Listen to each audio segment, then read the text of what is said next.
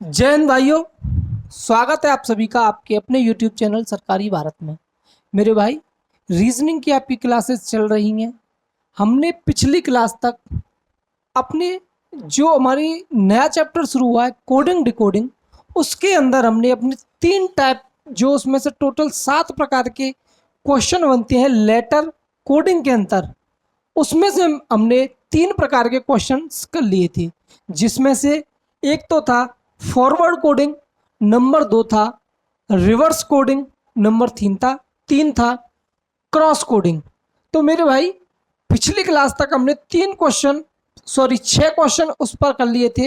ये वाला क्वेश्चन कर रहे थे, टाइम थोड़ा ज़्यादा हो गया था, इस वजह से रोकना पड़ा।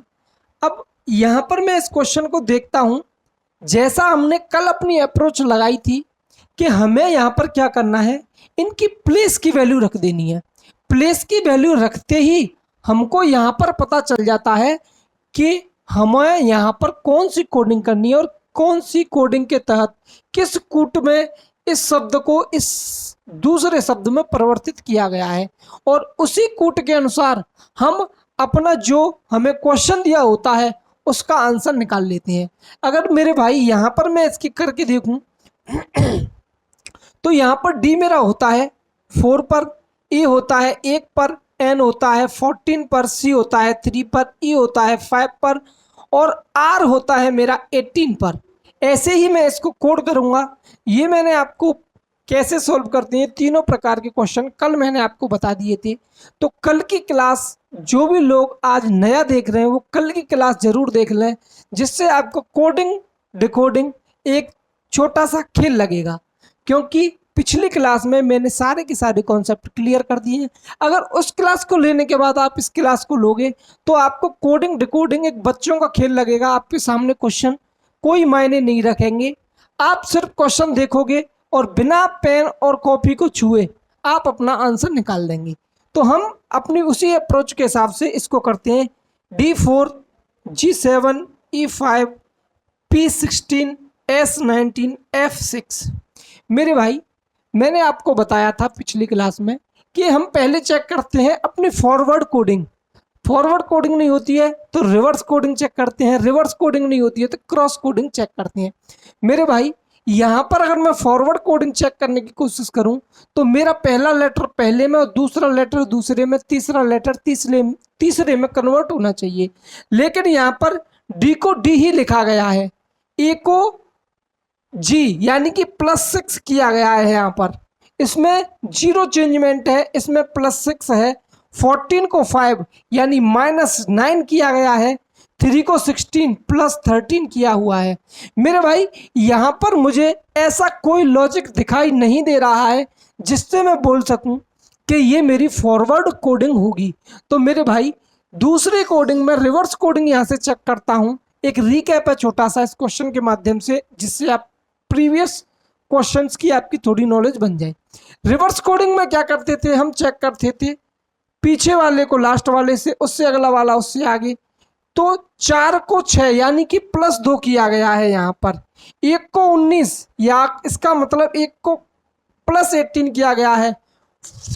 14 को लिखा गया है 16 यानी कि +2। 3 को 7 +4। तो मेरे भाई, यहाँ पर मुझे रिवर्स कोडिंग भी दिखाई नहीं दे रही है। इसका मतलब पक्का है कि ये हमारा क्वेश्चन जो है वो क्रॉस कोडिंग के अंतर्गत होगा। अगर मैं क्रॉस कोडिंग चेक करके देखूं तो मेरे भाई, यहाँ पर डी को चेंज किया गया है जी के अंदर, जो कि है +3। ए को चेंज किया गया है डी के अंदर, जो कि है +3। एन को किया गया है पी के अंदर यानी 14 +2, यहाँ पर +2 है। 3 को किया गया है ई के अंदर, इसका मतलब यहाँ पर भी +2 है। ई को किया गया है एफ के अंदर, इसका मतलब +1, और 18 नंबर को किया गया है यानी कि आर को किया गया है एस में, इसका मतलब +1। मेरे भाई, यहाँ पर मुझे एक लॉजिकल कोडिंग मिल गई कि पहले क्रॉस में +3 है, दूसरे क्रॉस में +2 है, तीसरे क्रॉस में +1 है। तो मेरे भाई, इसी हिसाब से मैं यहाँ पर देखूँ अपना 16, U होता है मेरा 21, V2, L12, I9, C3। जो मैंने काम यहां पर किया है वही मैं यहां पर कर दूंगा, तो मेरी कोडिंग सही हो जाएगी और जो भी मेरा ऑप्शन होगा वहां पर मैं वहां टिक लगा दूंगा और मेरा आंसर मुझे पता चल जाएगा। मेरे भाई, जो यहाँ पर कूट इसमें लगाया गया है, जो लॉजिक इसमें लगाया गया है, वही मुझे जो प्रश्न दिया हुआ है उसमें लगाना है। तो पहले लेटर पर मैं +3 लगाऊंगा, +3, दूसरे पर भी +3, और इसको आपस में इंटरचेंज कर दूंगा, यानी कि क्रॉस कर दूंगा। यहां पर 21 + 3 हो जाएगा 24, तो यहां पर हो जाएगा x। 24 पर होता है x, p यानी 16 + 3 19, 19 पे आपका होता है s। अगर मैं देखूं तीसरे नंबर पर +2 और चौथे नंबर पर +2, और इनको आपस में इंटरचेंज मुझे करना है। इसका मतलब 2 + 2 4, यानी कि यहां पर हो जाएगा d। l 12 + 2 14, 14 पर हो जाएगा मेरा n। ऐसे ही अगला जो लेटर वहां पर मुझे +1 करना है और इनको भी इंटरचेंज कर देना है। 9 + 1 10 मतलब j, c यानी 3 + 1 इसका मतलब d। तो मेरे भाई, यहां पर मेरी जो कोडिंग निकल के आएगी वो क्या आएगी, x s n d d j, यही मेरी कोडिंग हो जाएगी इस कूट के अनुसार। मेरे भाई, अब तक हम 3 प्रकार के क्वेश्चन अपने सॉल्व कर चुके हैं। अब आपको काम क्या करना है, आपको काम करना है इन क्वेश्चंस के जो मैं आपको दिखा रहा हूं, इन क्वेश्चंस को आपको प्रैक्टिस के तौर पर सॉल्व करना है, क्योंकि प्रैक्टिस रीजनिंग और मैथमेटिक्स के अंदर मस्ट होती है। जब तक आप प्रैक्टिस नहीं करोगे तब तक आप परफेक्ट नहीं बनोगे, क्योंकि कहते भी हैं प्रैक्टिस मेक्स परफेक्ट। इसका मतलब है अगर आपको किसी भी सब्जेक्ट में परफेक्ट होना है तो आपको क्या करना पड़ेगा, आपको प्रैक्टिस करनी पड़ेगी। मेरे भाई, ये जो क्वेश्चन थे इनको आपको प्रैक्टिस करनी है। और अब हम पढ़ने वाले हैं अपना टाइप 4। हमारा टाइप 4, टाइप 4 में हमें क्या दिया होता है मेरे भाई, टाइप 4 होता है पोजीशन बेस्ड प्रॉब्लम होती है, पोजीशन बेस्ड कोडिंग होती है। इसमें टाइप 4 में हमें पोजीशन बेस्ड कोडिंग होती है। मेरे भाई, इसको किस प्रकार से करते हैं हम, जो पोजीशन बेस्ड होती है। मेरे भाई, यहां पर आपको अलग से लॉजिक लगाने की जरूरत नहीं होती है, क्योंकि जब भी पोजीशन बेस्ड कोडिंग होती है तो वहां पर आंसर हमें वर्ड के अंदर ही मिलता है।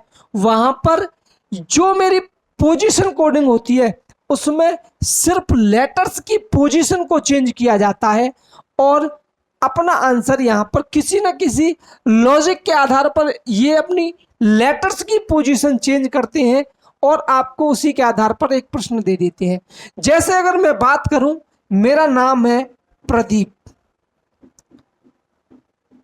प्रदीप मेरा नाम है, और इन्होंने इसको लिखा किसी भी कूट में, इन्होंने चेंज किया PEEDARP।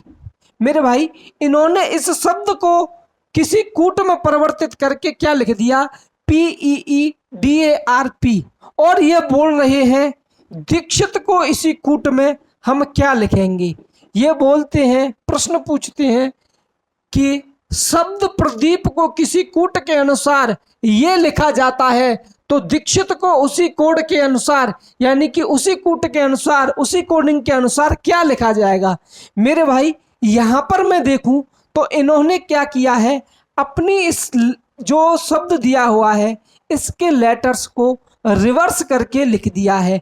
जो पहले था, जो लास्ट में था उसे पहले, जो पहले था उसे लास्ट में इन्होंने चेंज कर दिया है। तो मेरे भाई, यहां पर भी मैं क्या करूंगा, ऐसे ही मैं कर दूंगा कि TIXID, जिस कूट के अनुसार प्रदीप को इस शब्द में चेंज किया गया है उसी प्रकार से दीक्षित को भी यहां पर इस कूट में चेंज किया जाएगा। मेरे भाई जरूरी नहीं है यहां पर कि ये आपको सिर्फ और सिर्फ रिवर्स में ही दे या लेटर को रिवर्स करके ही अपनी पोजीशन चेंज करे। एक कभी कभी ये क्या करता है कि आपको सीधा बहुत सरल इसको क्वेश्चन बहुत इजी क्वेश्चन बनाना हो तो इस प्रकार से दे देता है। कभी कभी ये कहता है जैसे कि मुझे कोई भी वर्ड लिखना है, जैसे मैंने लिखा श्याम, SHYAM, SHYAM लिखा मैंने। ये क्या कर सकता है, इसको किसी कूट के अनुसार लिख सकता है और मुझसे बोल सकता है कि आप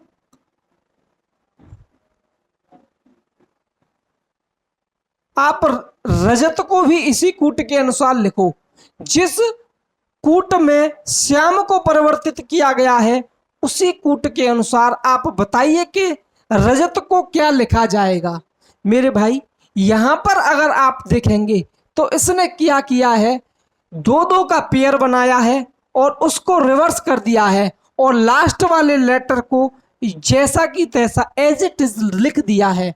यानी कि एच को एस में परिवर्तित किया है, एच को पहले किया है, एस को बाद में, यानी कि दो दो का पेयर बना करके उसको रिवर्स कर दिया है। तो हम भी क्या करेंगे, दो दो का यहां पर पेयर बनाएंगे, ARAJ और ये मेरा था भाई टी, रजत, तो ये हो जाएगा टी। जिस प्रकार से हमारा पहले जो शब्द दिया होगा उसमें जो कोडिंग होगी उसी के अनुसार हम अपना बदल देंगे। मेरे भाई यहां पर चाहे ये रिवर्स करके दे, क्रॉस करके दे, लेकिन जो भी शब्द बन रहा होगा मेरा पोजीशन कोडिंग के अंदर, सिर्फ और सिर्फ लेटर की पोजीशन वहां पर अलग होगी, बाकी जो भी लेटर हैं वो सेम लेटर ही आपको मिलेंगे। तो आपको इसको पहचानने में इस वजह से ज्यादा दिक्कत नहीं होगी मेरे भाई, क्योंकि जो भी आपका आंसर होगा, अगर आपको पोजीशन कोडिंग के बेस पर या पोजीशन बेस्ड कोडिंग दी हुई है तो वहां पर आपको दिखेगा कि जो लेटर आपकी प्रॉब्लम में है वही लेटर आपके आंसर में होंगे। जैसे ही आपको लगे कि यहां पर लेटर मेरे सेम दिख रहे हैं, मुझे एक्स्ट्रा लेटर्स दिखाई नहीं दे रहे हैं, तो आपको समझ जाना है कि ये पोजीशन बेस्ड कोडिंग है। मेरे भाई क्वेश्चन के हिसाब से समझते हैं। जैसे ये जो मैं आपको क्वेश्चंस यहां पर करवाता हूं, ये जो भी क्वेश्चंस मैं यहां पर करवाता हूं बोर्ड पे, मेरे भाई ये क्वेश्चन मैंने अपनी तरफ से या खुद अपने दिमाग से नहीं लिखे हैं। ये किसी ना किसी पेपर में कहीं ना कहीं पर आज से पहले पूछे जा चुके हैं, क्योंकि इससे दो फायदे होते हैं। एक तो हमारा काम भी चल जाता है और दूसरा आपकी प्रैक्टिस उन क्वेश्चंस के ऊपर हो जाती है जो क्वेश्चंस पहले से आए हुए हैं।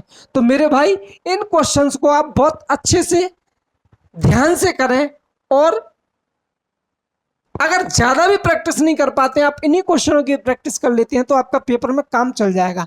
अगर घर आपके पास टाइम नहीं है रिवीजन करने का या अलग से प्रैक्टिस करने का, तो मेरे भाई इन्हीं क्वेश्चंस को जो मैं करा रहा हूं इन्हीं क्वेश्चंस को अगर आप एक दो बार और कर लेंगे तो आपको जरूरत नहीं पड़ेगी मेरे भाई।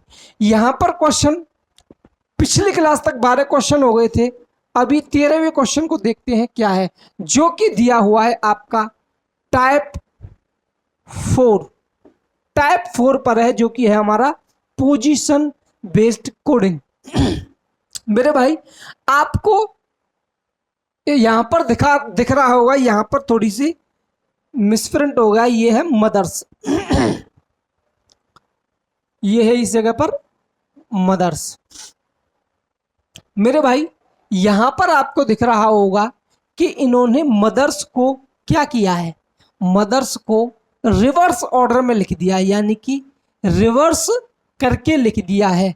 जो लेटर पहले है उसे लास्ट में, जो दूसरे पे है उसे सेकंड लास्ट पे, जो तीसरा है उसे थर्ड लास्ट पर, जो चौथा है उसे फोर्थ लास्ट पर, इस प्रकार से लिख दिया है। तो मैं भी क्या करूंगा, इसको रिवर्स में लिख दूंगा, मेरा काम हो जाएगा, क्योंकि इससे मुझे पता चल रहा है कि MOTHERS इन शब्दों का प्रयोग किया गया है, इन 7 लेटर्स का प्रयोग किया गया है और उन्हीं 7 लेटर्स से ही मुझे इन्होंने कोड करके दिया है, कुछ ना कुछ कोड करके दिया है, अलग से कोई भी लेटर यूज नहीं हुआ है। तो मुझे इससे ही पता चल जाएगा कि जो मेरा क्वेश्चन है वो क्या है, पोजीशन बेस्ड क्वेश्चन है। मेरे भाई पोजीशन बेस्ड क्वेश्चन में आपको आंसर बहुत जल्दी मिल जाता है, क्योंकि आंसर हमारा क्वेश्चन के अंदर ही होता है। क्योंकि मदर्स को इनने रिवर्स करके लिख दिया है, तो जो मुझे प्रॉब्लम दी है इसको भी मैं रिवर्स करके लिख दूंगा, तो मेरा आंसर हो जाएगा THGUORB। मेरे भाई मैं बोल सकता हूं मदर्स को जिस कूट के अनुसार ये लिखा गया है तो ब्रॉट को भी उसी कूट के अनुसार ये लिखा जाएगा।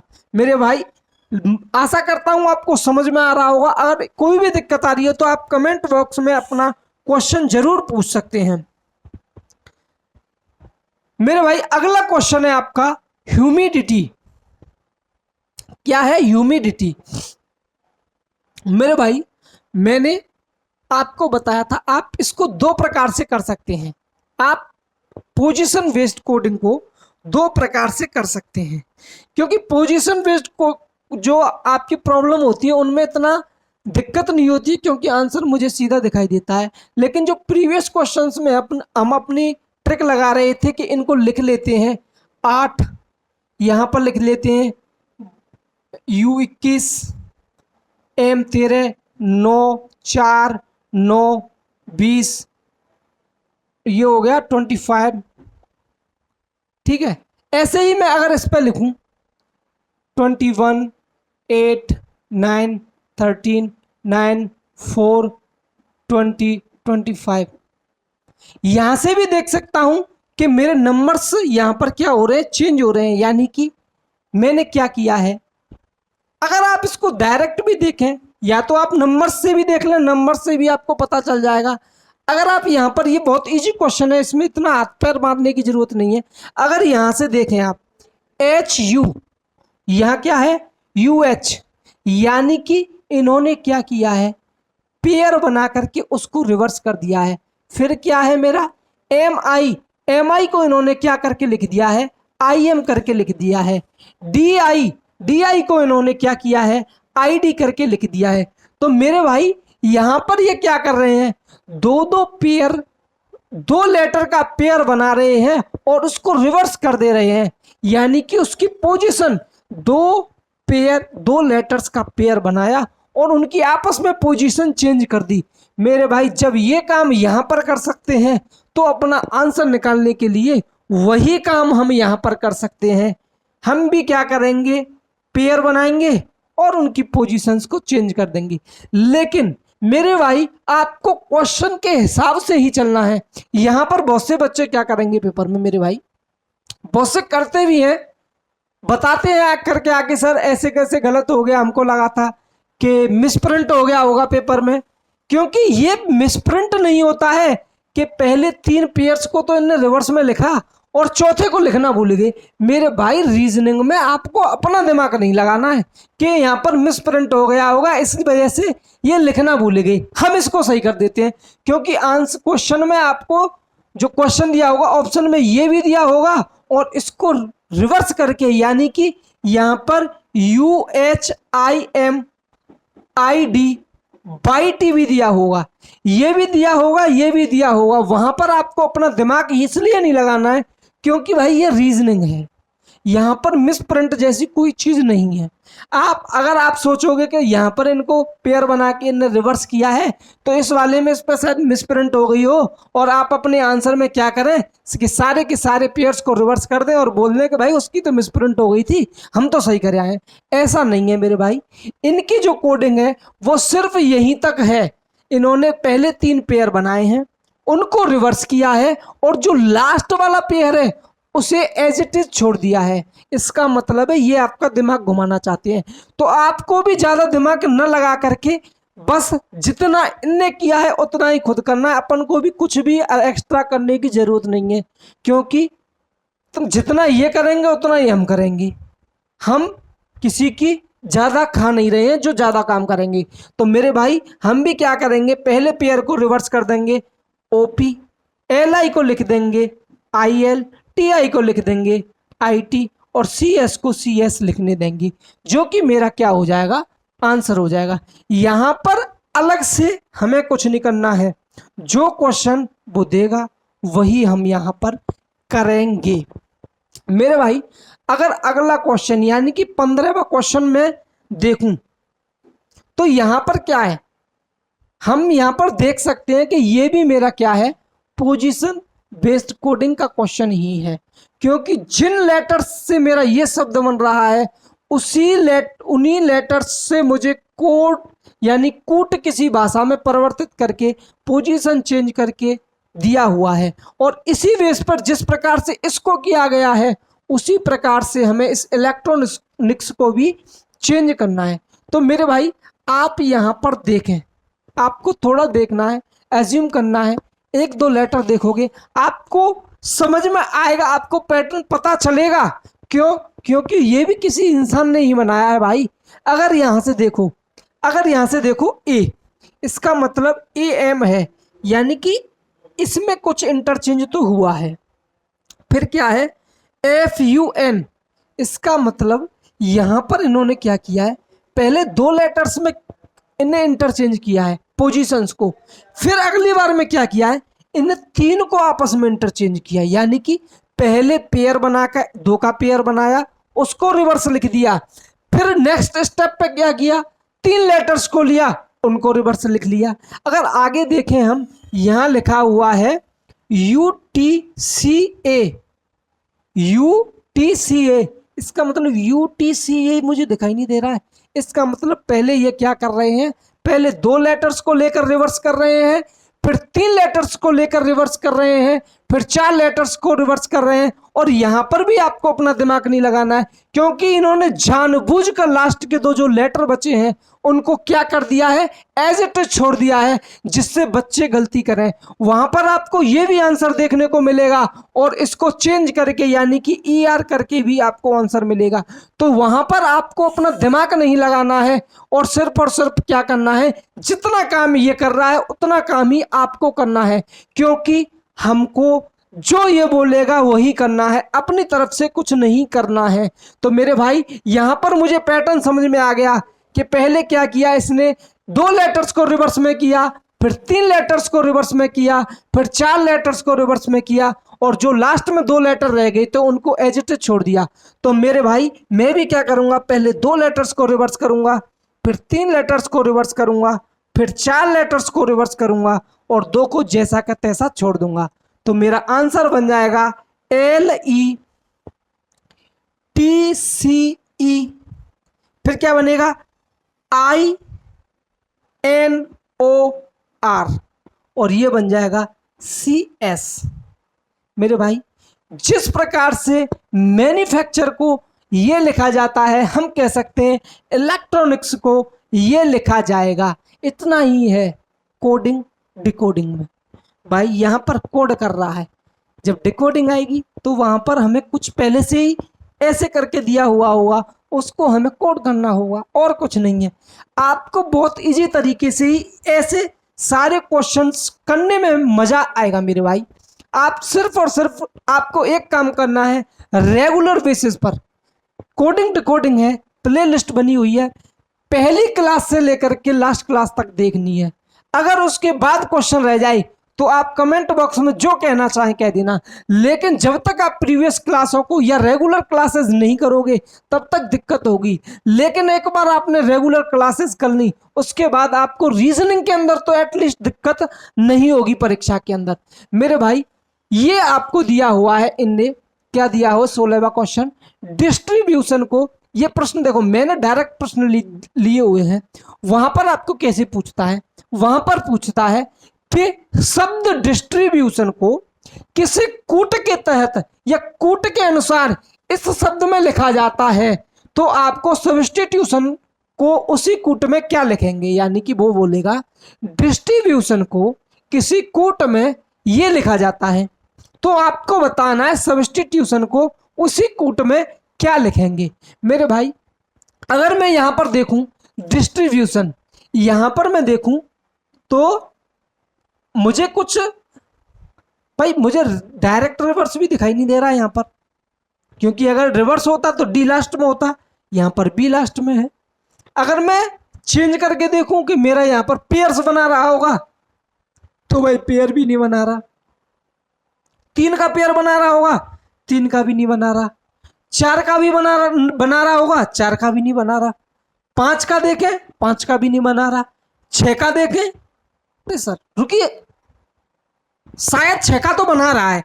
अगर यहां से हम चेक करें कि मेरे भाई पहले का नहीं बना रहा, दूसरे का नहीं बना रहा, तीसरे का, जैसे ही हम 6 तक आए मुझे दिखने लगा सर यहां पर कुछ गड़बड़ है। आई के बाद आर, आर के बाद टी, टी के बाद एस, एस के बाद आई, आई के बाद डी।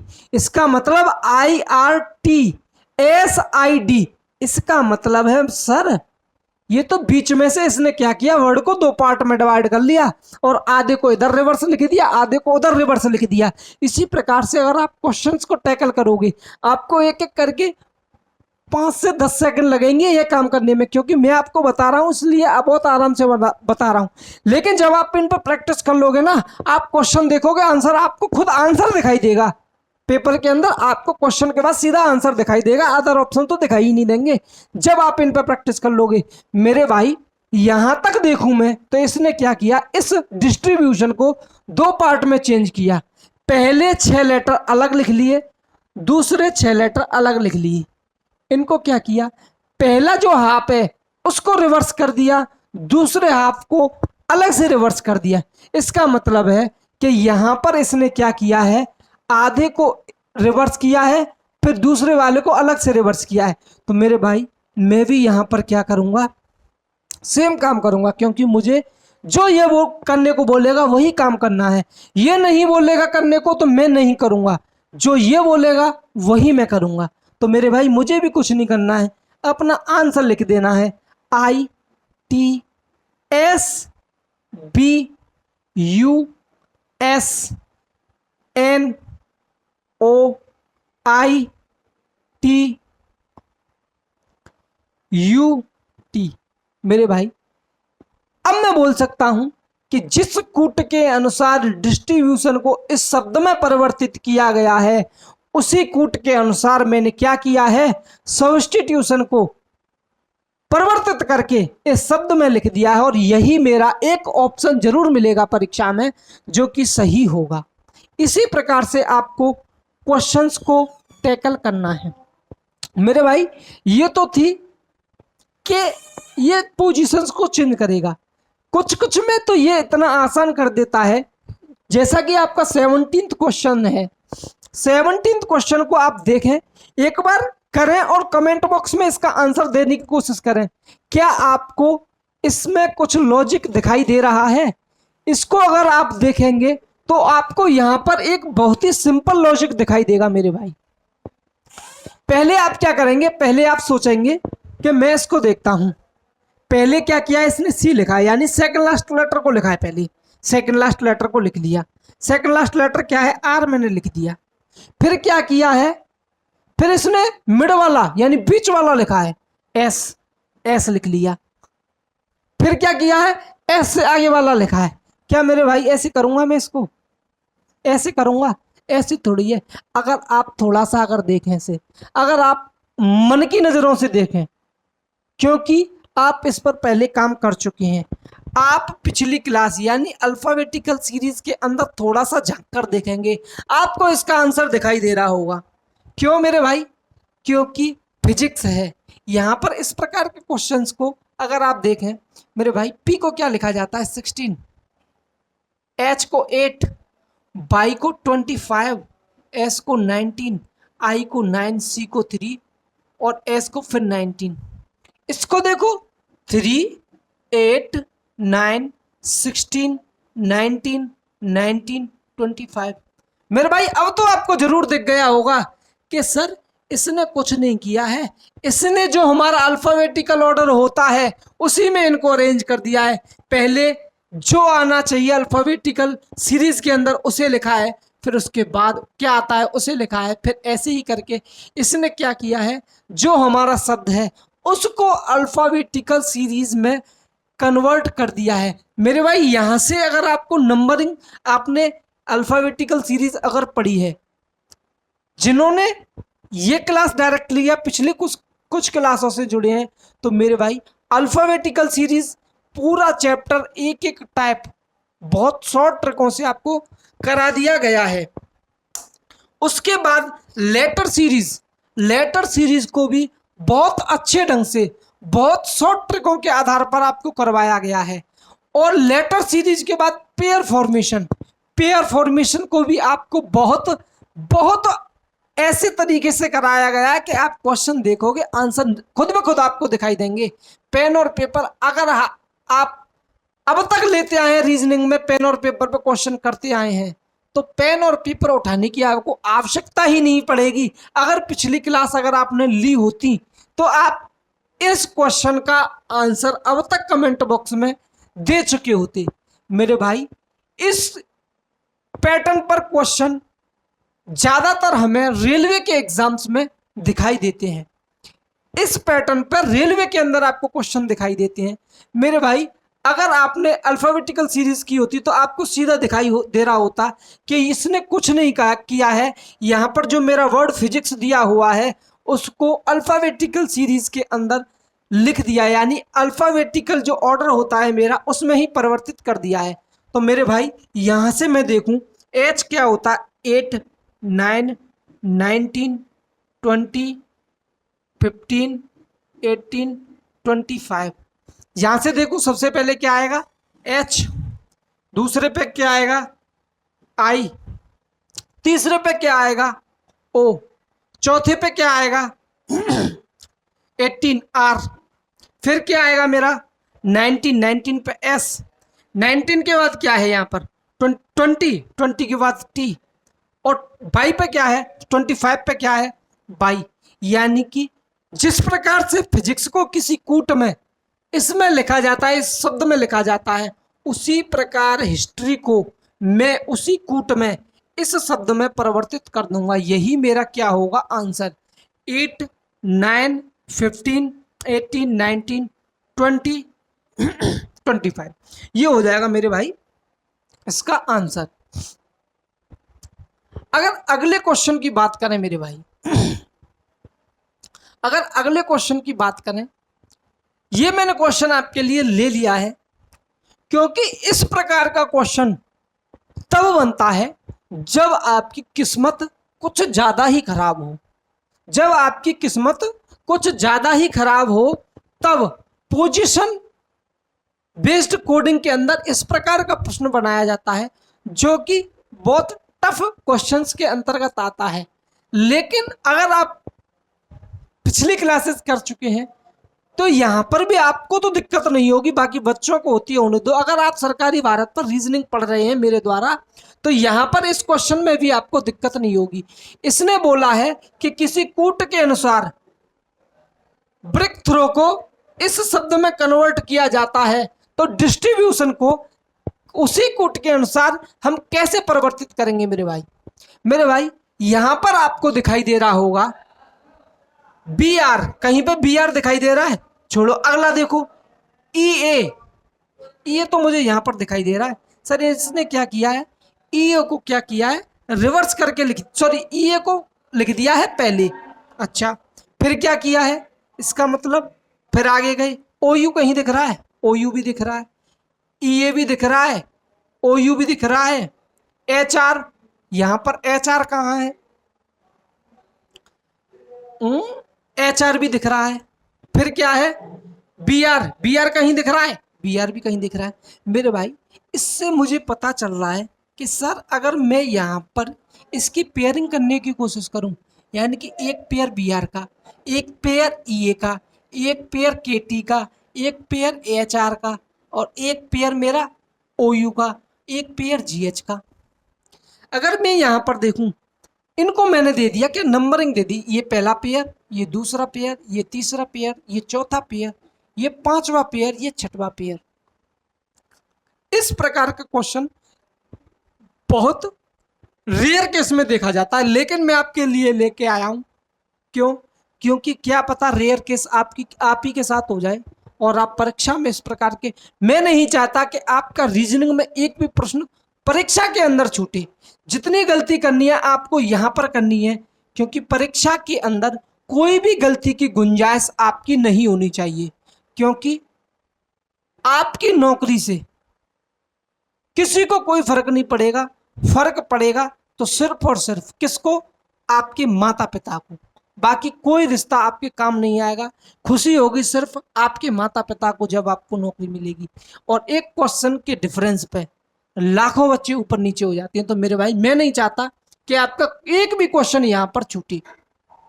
अगर आप देखेंगे तो इसने क्या किया है, पहले 2 नंबर को लिखा है, फिर क्या किया है OU, फिर 5 नंबर के पेयर को लिखा है, फिर क्या किया है HR यानी कि चौथे नंबर के पेयर को लिखा है, फिर क्या किया है BR, पहले नंबर के पेयर को लिखा है GH, लास्ट के नंबर के पेयर को लिखा है KT, फिर लिखा है तीसरे नंबर के पेयर को। मेरे भाई जिस प्रकार से इसने पेयर्स को रीअरेंज किया है, अब तक क्या कर रहे थे हम, लेटर्स को पोजीशन चेंज करके लिख रही थी। इस बार उसने क्या किया, 2-2 का पेयर बनाया और पेयर्स की पोजीशन को चेंज कर दिया। तो मेरे भाई मैं आपसे बोलता हूं जितना ये बोलेगा उतना ही काम करना है, उससे ज्यादा कुछ नहीं। तो मैं भी अपने पेयर बना लूंगा 1 2 3 4 5 6, इनको नंबरिंग दे दूंगा 1 2 3 4 5 6, और दूसरे नंबर पे ST है तो दूसरे नंबर पे ST, फिर 5 है तो TI, फिर क्या है 4 तो BU, फिर क्या है 1 तो DI, फिर क्या है 6 ON, फिर क्या है 3 पे मेरा है RI। तो मेरे भाई मैं बोल सकता हूं कि जिस प्रकार से ब्रिक थ्रो को इसमें कन्वर्ट किया जाता है, ब्रिक थ्रो को इसमें कन्वर्ट किया जाता है, उसी कूट के अनुसार मैंने डिस्ट्रीब्यूशन को चेंज कर दिया है। इसी प्रकार से आपके पोजीशन बेस्ड क्वेश्चंस को किया जाता है। मेरे भाई अब तक 4 टाइप मैंने आपको करा दिए हैं, इन पे आपको प्रैक्टिस करनी है। पहले 3 टाइप के ऊपर मैंने क्वेश्चंस दिए हुए हैं, आपको उनको करना है। और बाकी इससे संबंधित आपको कोई भी परेशानी, कोई भी चीज समझ में नहीं आई है तो आप कमेंट बॉक्स में अपना आंसर क्वेश्चन पूछ सकते हैं। मेरे भाई ये प्रैक्टिस आपको करनी है, प्रीवियस ईयर की प्रैक्टिस करनी है। तो आपको आपके वीडियो के डिस्क्रिप्शन में क्या दिया हुआ है, टेलीग्राम का एक लिंक दिया हुआ है। वहां पर आपको क्या होगा, ये क्वेश्चंस और बहुत सारे प्रीवियस ईयर्स के रेलवे के एग्जाम, SSC GD के एग्जाम के जो प्रीवियस ईयर पेपर्स हैं वो अपलोड कर दिए मैंने। किस लिए? ताकि आप प्रैक्टिस जेन्युइन क्वेश्चन से कर सकें, क्योंकि बुक्स में तो आप इधर उधर से क्वेश्चन मिल जाएंगे, लेकिन जेन्युइन क्वेश्चंस कौन से होते हैं, जो कि हमारे प्रीवियस ईयर्स में आए हुए होते हैं, वही मैं आपको कराता हूं, वही आपको प्रैक्टिस करनी है। बाकी मिलते हैं भाई मेरे अगले क्लास में। अपना फीडबैक जरूर दें, और अच्छा लगा हो क्लास तो लाइक करके जरूर जाएं। तब तक के लिए जय हिंद, जय भारत।